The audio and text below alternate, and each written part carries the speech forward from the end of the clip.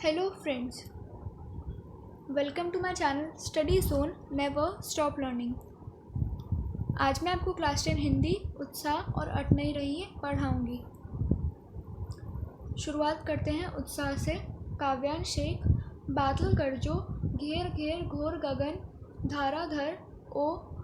इसका भावार्थ है, इन उपरोक्त पंक्तियों में कवि सूर्यकांत त्रिपाठी निराला जी ने उस समय का वर्णन बेहद खूबसूरती से किया है जब बारिश होने से पहले पूरा आकाश गहरे काले बादलों से घिर जाता है और बार बार आकाशीय बिजली चमकने लगती है।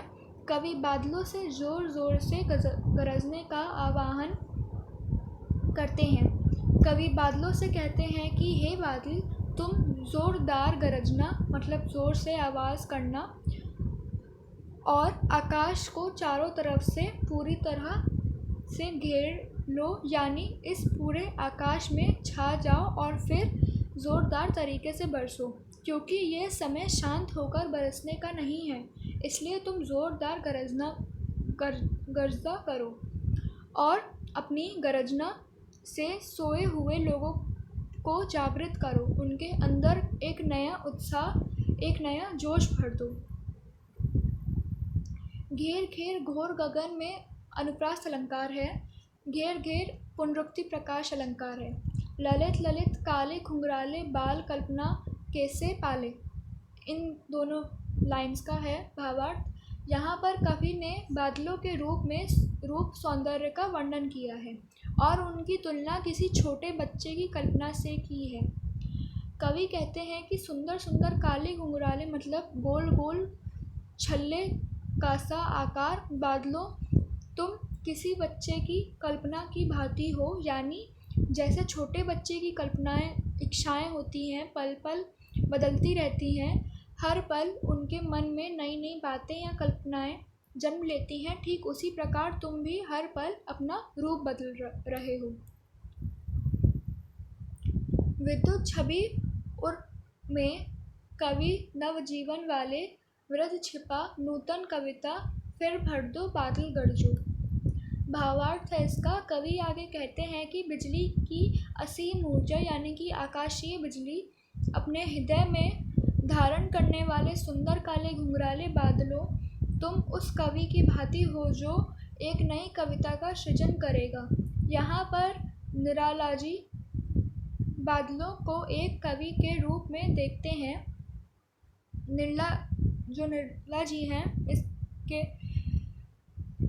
निराला जी हैं जो उसके लेखक हैं, कवि हैं, उनके तरफ उन्होंने वर्णन किया है जो अपनी कविता से धरती और नवजीवन देते हैं, क्योंकि बादलों के बरसने के साथ ही धरती पर नया जीवन शुरू होता है।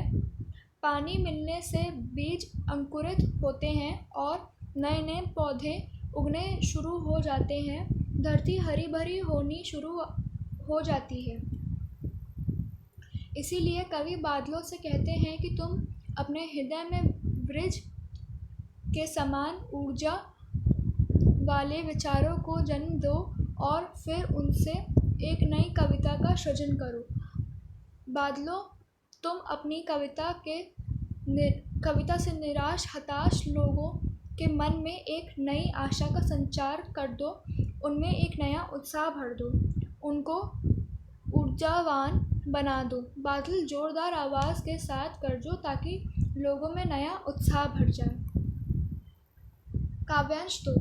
विकल विकल उन्मन थे उन्मन विश्व के निधाद के सकल जन। भावार्थ है इसका, उपरोक्त पंक्तियों में कवि सूर्यकांत त्रिपाठी निराला जी ने तपती गर्मी से बेहाल लोगों के बारे में वर्णन किया है। कवि कहते हैं कि विश्व के सभी लोग अत्यधिक गर्मी के कारण बेहाल थे, व्याकुल थे और उनका मन कहीं नहीं लग रहा था। आए अज्ञात दिशा से अनंत के घन, तप्त धरा जल से फिर शीतल कर दो बादल गरजो। इसका भावार्थ है, कवि आगे कहते हैं कि अज्ञात दिशा से आए हुए और पूरे आकाश पर छाए हुए घने काले बादलों, तुम घनघोर वर्षा कर तपती धरती को अपने जल से शीतल कर दो।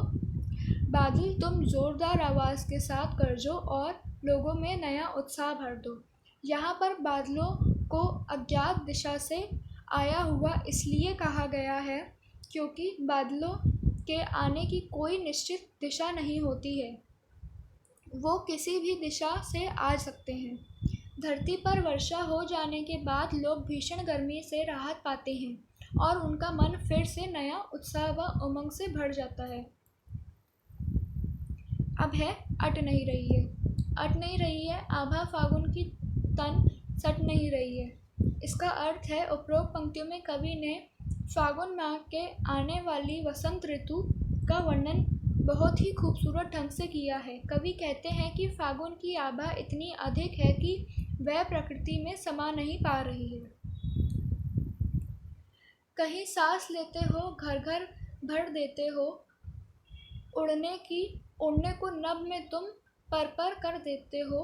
आँख हटाता हूँ तो हट नहीं रही है। फागुन माह में ऐसा लगता है मानो प्रकृति एक बार फिर दुल्हन की तरह सज धज कर तैयार हो गई हो क्योंकि वसंत ऋतु के आगमन से सभी पेड़ पौधे नई नई कोपलों, नई कोमल पत्तियों व रंग बिरंगे फूलों से लद जाते हैं और जब भी हवा चलती है तो सारा वातावरण उन फूलों की भीनी खुशबू से महक उठता है। उस समय ऐसा लगता है मानो फागुन खुद सांस ले रहा हो और सारे वातावरण को महका रहा हो। उपरोक्त पंक्तियों में कवि ने उसी समय का वर्णन किया है। आगे कवि कहते हैं कि कभी ऐसा एहसास होता है जैसे कि तुम, मतलब जो फागुन महीना है, आसमान में उड़ने के लिए अपने पंख फड़फड़ा रहे हो। कवि बसंत ऋतु की उस सुंदरता पर मोहित हैं, इसलिए वो कहते हैं कि मैं अपनी आँखें हटाना तो चाहता हूँ लेकिन मेरी आँखें हट नहीं रही हैं। यहाँ फागुन माह का मानवीकरण किया गया है। तीसरी पंक्ति है, पत्तों से लदी डाल, कहीं हरी कहीं लाल, कहीं पड़ी है उर में मंद गंध पुष्पमाल, पाट पाट शोभा श्री पट नहीं रही है। अब इसका अर्थ है वसंत ऋतु में सभी पेड़ पौधों में नए नए कोमल पत्ते निकल आते हैं और डाली रंग बिरंगी फूलों से लद जाती हैं। कवि उस समय की कल्पना करते हुए कहते हैं कि ऐसा लग रहा है मानो प्रकृति ने अपने गले में रंग बिरंगी भीनी खुशबू देने वाली सुंदर सी माला पहन रखी हो। कवि के अनुसार प्रकृति के कण कण में इतनी सुंदरता बिखरी पड़ी है कि अब वह धरा में समा नहीं पा रही है। यहाँ भी मानवीकरण किया गया है। अगर आपको मेरी यह वीडियो उत्साह और अट नहीं रही है वह पसंद आई हो तो इसे लाइक, सब्सक्राइब, शेयर करना ना भूलें और अगर आपको इसमें कोई भी डाउट हो तो कमेंट बॉक्स में डाल दें। Thank you.